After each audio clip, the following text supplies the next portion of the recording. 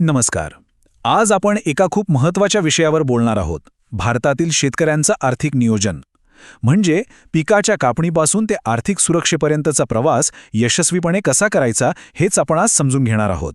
चला तर मग सुरुवात करूया.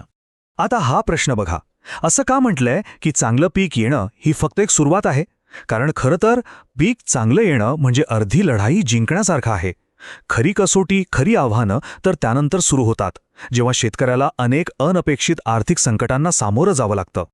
आणि हे वाक्य बघा, शेतीतलं वास्तव अगदी अचूकपणे मांडतं. कधी पाऊस दगा देईल, कधी बाजारभाव कोसळतील याचा काहीच नेम नसतो, नाही का? म्हणूनच या अनिश्चिततेच्या महासागरात आर्थिक नियोजन हेच शेतकऱ्यांसाठी एक सुरक्षित जहाजासारखं काम करतं. चला, सगळ्यात आधी हे समजून घेऊया की आपल्या शेतकऱ्यांना सरकारी आकडेवारीतून एक खूप गंभीर गोष्ट समोर येते. ती म्हणजे शेतकऱ्यांचा बियाणं, खतं आणि डिझेलवरचा जो खर्च आहे तो ज्या वेगानं वाढतोय त्या वेगानं त्यांचं उत्पन्न वाढत नाहीये. आणि ही जी दरी आहे ना, ती दिवसेंदिवस वाढतच चालली आहे. साहजिकच याचा थेट परिणाम त्यांच्या नफ्यावर होतो. बरं, या आर्थिक गणितातून बाहेर पडण्यासाठी एक खूप महत्त्वाचं साधन आहे, आणि ते म्हणजे योग्य माहिती. विशेषतः जर करांविषयीची अचूक माहिती असेल तर शेतकऱ्यांचे बरेच पैसे वाचू शकतात. कसं? चला बघूया.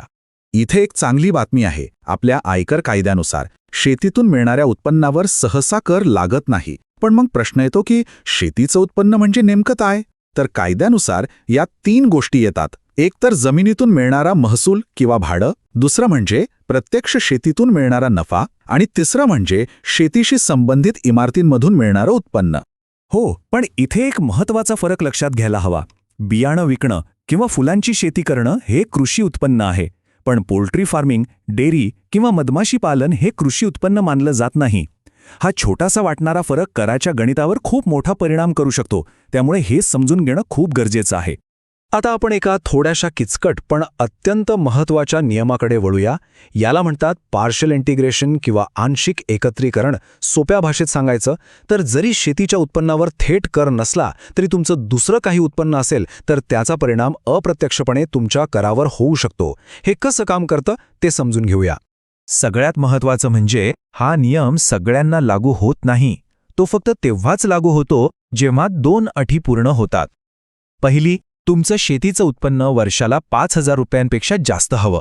आणि दुसरी, तुमचं शेती सोडून इतर उत्पन्न करपात्र मर्यादेपेक्षा जास्त हवं. याचं कॅल्क्युलेशन 3 सोप्या स्टेप्समध्ये होतं. पहिल्यांदा तुमचं शेतीचं आणि इतर उत्पन्न एकत्र करून त्यावर कर मोजला जातो.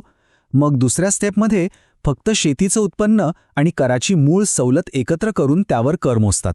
आणि शेवटी पहिल्या करातून दुसरा कर वजा केला जातो. थोडक्यात काय, तर यामुळे तुमच्या गैरशेती उत्पन्नावर जास्त दराने कर लागतो.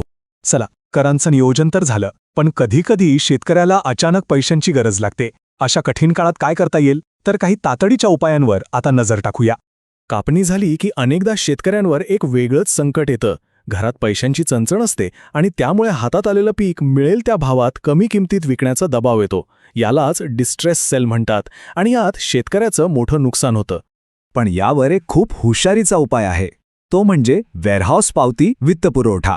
यात होतं काय की शेतकरी आपला माल सरकारी गोदामात ठेवतो आणि त्या मालाच्या पावतीवर बँक त्याला कर्ज देते. यामुळे 2 गोष्टी होतात. त्याला त्वरित पैसे मिळतात आणि बाजारात चांगला भाव आल्यावर तो आपला माल विकून जास्त नफाही कमवू शकतो. या योजनेची काही खास वैशिष्ट्ये आहेत. यामागचा मुख्य हेतूच आहे शेतकऱ्यांना अशा अडचणीच्या विक्रीपासून वाचवणं. हे एक शॉर्ट टर्म लोन आहे, ज्यात मालाच्या किमतीच्या साधारणपणे 75% रक्कम कर्जाऊ मिळते, आणि हे कर्ज फेडायला माल विकल्यानंतर तब्बल 12 महिन्यांपर्यंतची मुदत मिळते. बरं, तातडीची गरज तर भागली, पण खऱ्या अर्थाने आर्थिकदृष्ट्या सुरक्षित होण्यासाठी आपल्याला दूरचा विचार करणं गरजेचं आहे. चला तर मग आता दीर्घकालीन यशासाठी कोणत्या गोष्टी महत्त्वाच्या आहेत ते पाहूया. दीर्घकाळ टिकणाऱ्या समृद्धीसाठी एकच मंत्र आहे, तो म्हणजे विविधीकरण. म्हणजे काय, तर फक्त एकाच पिकावर अवलंबून न राहता शेतीला पशुपालन, फळबाग किंवा इतर जोडधंद्यांची जोड देणं. यामुळे होतं काय की एका ठिकाणी जरी नुकसान झालं तरी दुसऱ्या बाजूने उत्पन्न सुरूच राहतं. आता हे काही हवेतले बोल नाहीत. यासाठी आपल्याकडे ठोस पुरावे आहेत. आपल्याच महाराष्ट्रातल्या कोल्हापूरमध्ये एक अभ्यास झाला.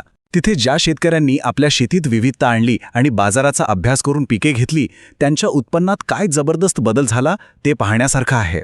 निकाल पाहून अक्षरशः थक्क व्हायला होतं. या शेतकऱ्यांचं सरासरी उत्पन्न फक्त 5 वर्षांमध्ये तब्बल 131% अधिक वाढलं. विचार करा, ही आकडेवारीच विविधतेचं महत्त्व किती आहे हे सांगून जाते. मग ही एवढी मोठी वाढ आली तरी कुठून? ही आकडेवारी बघा. नेहमीच्या पिकांमधून 63% वाढ झाली, जी चांगली आहे, पण खरी जादू केली ती फळबागांनी, ज्यात तब्बल 160% वाढ झाली. इतकंच नाही तर पशुधन आणि इतर जोडधंद्यांमुळेही उत्पन्नात मोठी भर पडली. आता आपण फक्त शेतीपुरते मर्यादित न राहता प्रत्येकालाच लागू होणाऱ्या आर्थिक सुरक्षेच्या काही मूलभूत नियमांवर नजर टाकूया. कारण शेवटी आपलं अंतिम ध्येय हेच आहे, एक सुरक्षित भविष्य. हे वाक्य खूप महत्त्वाचं आहे आणि हे फक्त शेतकऱ्यांसाठी नाही तर आपल्या सगळ्यांसाठीच आहे.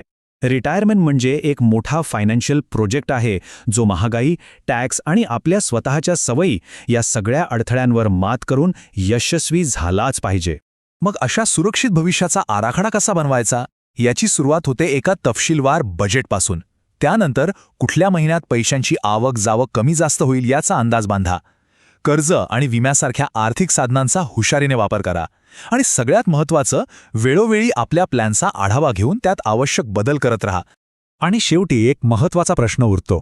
जर शेतकऱ्यांना योग्य माहिती, योग्य साधनं आणि योग्य मार्गदर्शन मिळालं तर ते शेतीला केवळ एक जगण्याचं साधन न मानता एका फायदेशीर आणि सुरक्षित व्यवसायात बदलू शकतील का?